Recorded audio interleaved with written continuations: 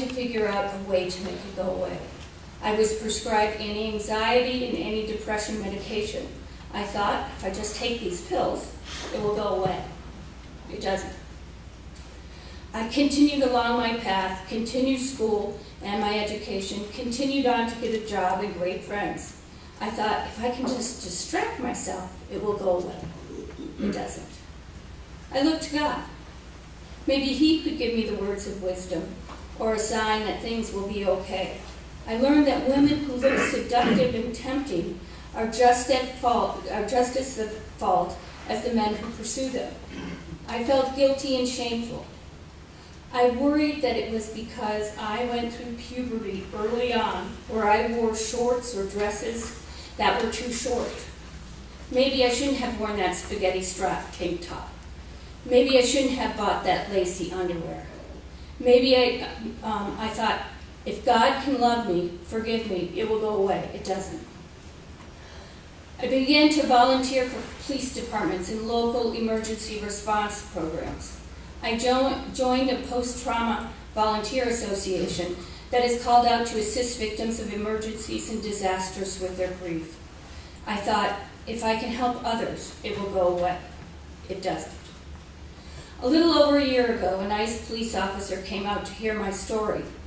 I told it again, hoping that if I just kept saying the words over and over again, they wouldn't hurt as much. That doesn't work either. It just opens everything up and makes them hurt even more. The police officer told me that if I could come forward, seek justice, get closure, and move on. I thought, if I can just get closure, it will go away. It doesn't. The actions Mr. Chambers took for over 12 years of my life have impacted the past 25 years that I've spent on this earth. Sadly, I realize that will also impact the next 25 years of my life and more. It will impact my life until I'm no longer living. I will always suspect that true affection is tainted. That if a father tells his daughter that he loves her, there is something curious and disturbing about that. I will always question whether my relationships are pure or if they are merely imaginary based on circumstance and convenience. I will always sleep with one eye open, terrified that if I let my guard down and close both of my eyes, I will be right back there again. I know that it will be a tremendous effort for me to have a somewhat normal life. It will be a tremendous effort to ensure that my children, if I have any, will have a very happy and normal life. It will be a tremendous effort to be able to trust cousins, uncles, soccer coaches, ministers, grandfathers, grandmothers, and even their father around my future children. It will be a tremendous effort for me to be happy in my life and carry on, though, through healthy relationships without fear, distrust, guilt, and anxiety for all that I have been through. I developed an unhealthy relationship with food at an early time in my life. Food was safe, it was comforting, and it would never hurt me. Today, I struggle with my weight every single day. Today, I struggle formulating a healthy relationship with the food that I put in my mouth. It will be a tremendous effort for me to lead a healthy life in all aspects of the word healthy. I feel like I have always had to live a double life. First, I had to lie to all my friends and family about my childhood. I had to pretend that I was a happy child with no worries out of fear, shame, and embarrassment. Now I have two sides of me. The person I am on the outside who is loving and carefree. This person wants to be happy and laugh and dance in the rain. Then I have the other side of me, the person who is trapped in what happened in the past. The person who is fearful about it happening again. The person who can never truly laugh without wondering what the intentions are of the other person who's making me laugh. The person who sees the neighbor's kids on the front lawn playing tag and yearning for that kind of childhood full of memories and happy moments. My request is that you think of me and think of my life when you sentence Mr. Chambers to prison. Why should he be free when I never will be? For the past 25 years of my life, and the next 40 or more. Not a day will go by when I can forget what happened. The only hope I have is knowing that he is not around to hurt me or anyone else again. And maybe not a day will go by where he can forget either. Thank you.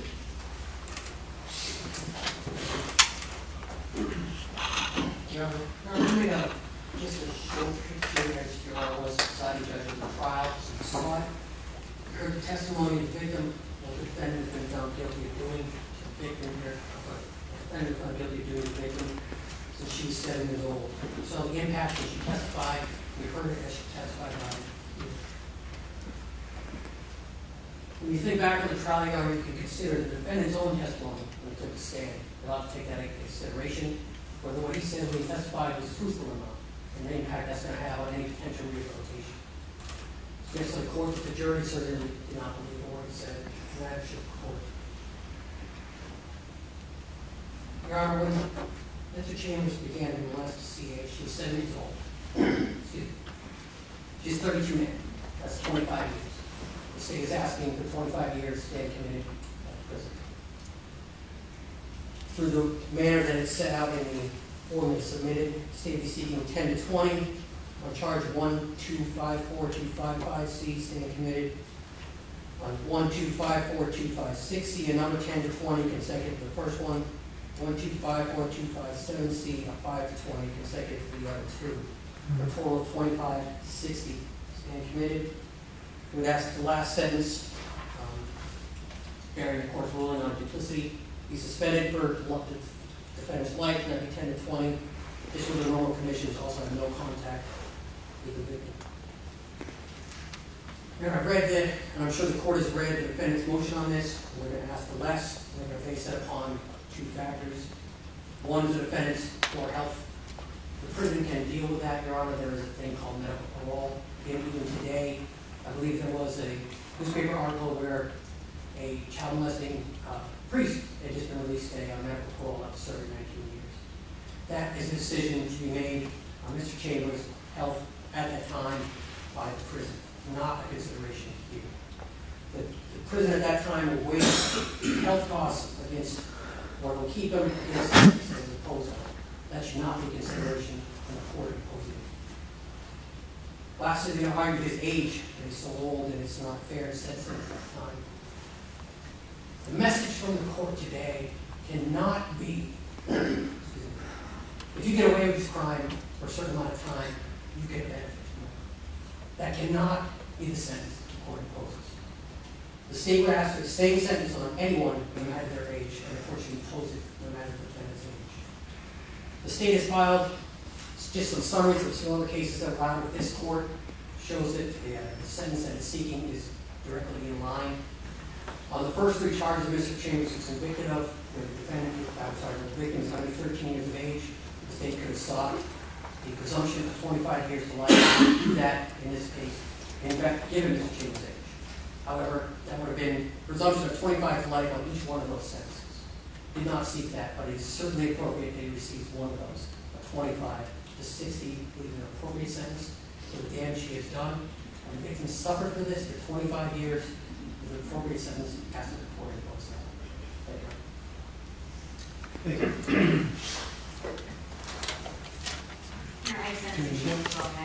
you. Yes, please.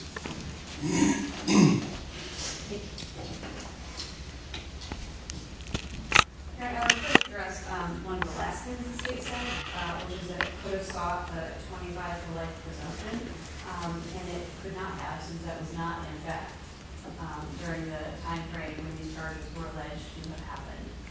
As the court's aware, that is now in effect in the sentencing statute, but it was not at the time that the charges which Mr. Chambers was charged and then convicted of are alleged to have occurred.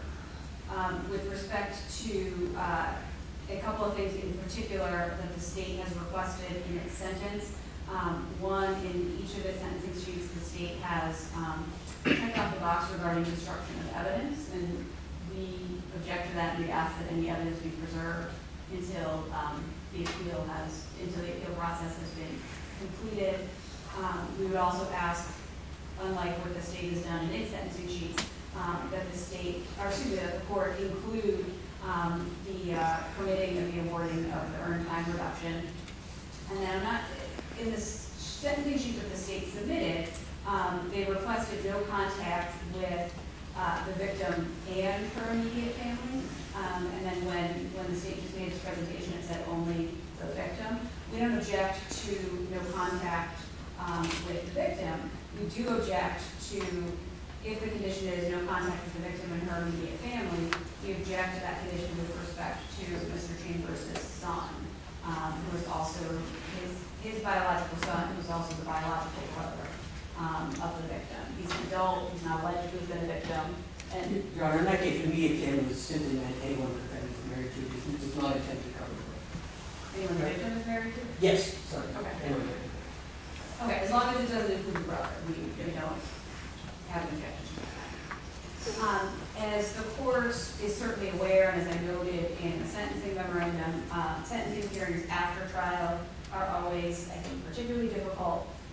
As the state indicated, we agree, the court heard the testimony at trial and as well heard Mr. Chambers' testimony at trial. He does stand by that testimony. He will not be speaking today. With respect to his age, I think it is a relevant factor, and I think it's important to be clear on what the state is requesting here. Without saying so, the state is asking you to sentence Mr. Chambers to what amounts to a life without parole sentence. Depending on the source you look at, the average life expectancy for men in the U.S. is between 76 and 84 years old. Those estimates certainly don't take into account either the state of Mr. Chambers' health currently or the nature of the medical care that he will receive and not receive while he's incarcerated. I think given the many health problems that we've noted in the sentencing memorandum, I think it's fair to say that Mr. Chambers is certainly not a well man, and it's likely that his life expectancy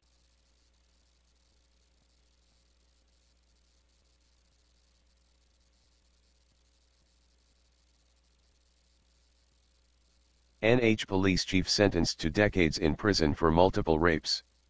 July 8, 2017 by Ian Freeman. 5 comments. The reason why the government police can be so corrupt and violent is because they have a monopoly on violence. There's no competition allowed in the marketplace. Worse, you're forced to fund the police, even if they are doing things you disagree with, like arresting people for possession of cannabis, teens for alcohol, or committing multiple counts of rape against a child. Area former Police Chief Robert K. Chambers, Sr., who'd been the head of both the Gilsum and Marlow, New Hampshire departments, was recently convicted on several counts of aggravated felonious sexual assault and sentenced to decades in prison, according to the Keene Sentinel. Chambers is 65. Here's video of the harrowing victim impact statement his victim made at Chambers' sentencing, as published by the jail paper Keene, a new court videographer on Facebook. Many people mistakenly believe all cop blockers are against the police. The truth is, I'm not against the police. I'm in favor of when police protect people from real crime involving a victim. I have even assisted the police when they were investigating real crimes. However, if police are arresting people for victimless crimes, I will oppose that. I'm a police accountability activist, which means holding the cops to their promise of doing good by reporting on the bad ones. The worst cops are those like Chambers, who are clearly people in search of power over others, as this recent despicable example sadly proves. It's of course, not the first time that NH's top cops have been caught up in ugly news, revealing some of them as corrupt, power seekers. Don't forget the New London, New Hampshire chief who allegedly coerced college girls to take nude photos in the police basement when they were arrested for some victimless crime or another. Or how about the Canterbury, NH chief who allegedly used his position of power to engage in sexual acts with a female teen police explorer. There's the Haverhill, New Hampshire chief who resigned after being busted for DUI. Obviously not all chiefs are low-life hypocrites, but you have to wonder how many of them are corrupt. There's no way to stop a corrupt officer from rising through the ranks of power, since if you withhold taxes in protest, the very same police will come and attack you and your family. Manch cops unnecessarily intimidate innocent people in search for suspect. Manchester cops unnecessarily intimidate innocent people in search for suspect. Obviously Chambers is the lowest of the low, a now convicted child rapist who also has previous murder allegations hanging in his past. However, as long as the state exists, power-seeking psychopaths like Chambers will continue to wield as much as they can, undetected for decades, if ever. Until taxes are made voluntary, there is no way for people to do anything more significant than continue to uncover, publicize, and complain about corruption. Luckily, there's an ongoing NH freedom migration where liberty-minded, peace-loving people are moving to New Hampshire and working to reduce the government here. Perhaps someday the state's violent monopoly will be ended and the market will finally be able to provide important services like protection, where competition and the ability to say no to a bad company's product or service will raise quality, service, and lower price. That will result in better protection services, provided by those seeking customer satisfaction rather than power. If you are libertarian or voluntarist, especially if you're interested in police accountability, here are 101 reasons why liberty lives in New Hampshire, and why thousands of people who think like you are migrating here, ASAP.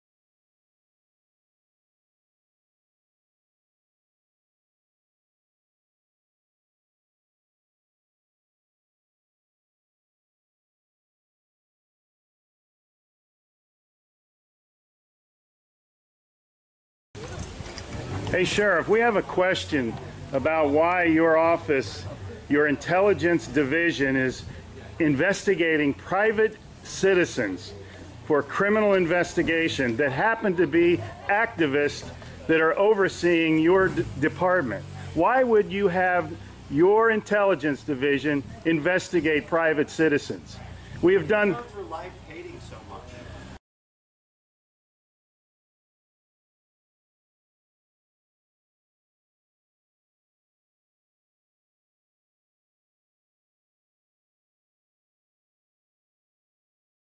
Sir, we don't hate anyone. We love freedom and we love American people. And government is out of control. That's why you're seeing such a revolt nationwide. Why can't you just answer, why is Susan Edwards, your intelligence division, investigating private citizens? This should not happen. Are you here to apply for a job?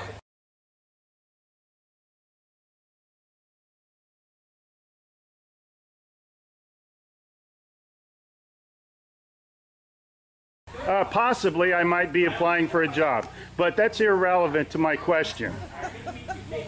Why would you ask that question? Well, enjoy the fair. Okay. Excuse me. Excuse you? Excuse me, sir. So those of you that haven't Wow. been on a bike before, we're Sheriff's just getting a little too pushy. You work for us, Sheriff. Just keep that in mind. At one time we respected you, but not with that type of attitude.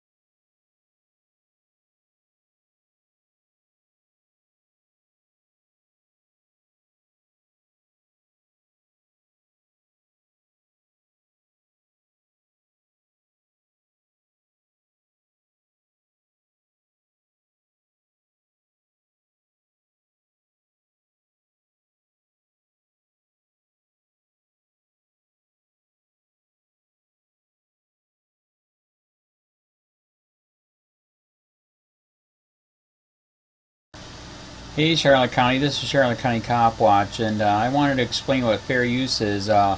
You can use pieces of news articles if you're doing it for news reporting, you have commentary, and you're doing it for education purposes. So that's what fair use is, as you can see right here. Another reason why I wanted to make this video is to let you know I have just joined with Patreon. A nice thing with Patreon, I make no money on YouTube. They took the money away years ago, and so this is another way to give, and it's a nice thing too because you can give monthly. You can give $1, $5, $10, whatever. I do 4 to 5 hours a day on trying to wake the sheep up on how corrupt it is and different ways that you can fight the corruption. So Patreon is a way that you can do it, and then of course the old way is still there. Donate to Charlotte County COPWATCH with PayPal or credit card.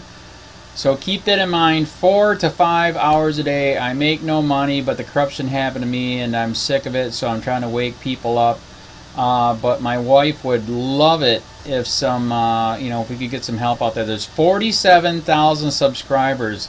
Just think if each one of you subscribers just gave let's say actually yes, $1 a month. 47,000 subscribers gave $1 a month. That would be awesome. That's not going to happen. But anyways, that would be great if it did happen. But do the math in your head. Just think about it. Like I said, 4 to 5 hours a day. I get no money from YouTube. YouTube has gone nuts. You can't do anything anymore. They're taking the money away everywhere. So these are a couple different ways that you can still help out with all this time that I put in. And as you know, I'm in a special situation where at least I can do it. 4 to 5 hours a day. We have a cleaning company during the day. That's what allows me to do this, and we're debt free. So this is my hobby. I don't go fishing and all that other crap. I try to save the world.